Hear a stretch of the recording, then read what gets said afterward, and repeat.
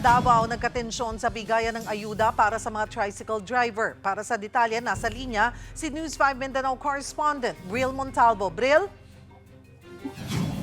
Sherry, bahagyang nagkatensyon ang pamimigay ng 5,000 pisong ayuda sa mga tricycle driver dito nga sa Panabos City, Davao del Norte dahil may ilang mga driver na nagsumite ng mga rekisito pero wala ang pangalan sa master list na mabibigyan ng ayuda.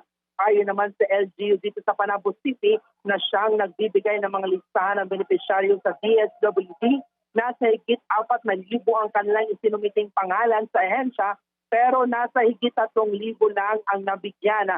Aniya na nagka-problema umano sa mga margin and error at may mga listahan umano ng TODA na hindi na bigay yung angkop na pangalan at kulang yung mga pangalan kagaya ng kanilang mga middle initial kaya hindi nasali ang iba. Gagawin ang nasabing pamamahagi ng ayuda hanggang April 10 ngayong taon. 5 lungsod ang unang makakatanggap ng ayuda kabilang na dito ang Panabos City, Tagum City, Davao City, Digo City at Island Garden City ug Samal. Habang sa Mati City naman ay sisimulan ngayong April 14. Samantala, Cheryl, ayon nga sa DSWD-11, susunod na mabibigyan ng ayuda ang mga bus driver, jeepney driver, taxi driver at mga delivery rider pero wala pang petsa habang hinihintay pa nila ang listahan ng mga ito mula sa LTFRB.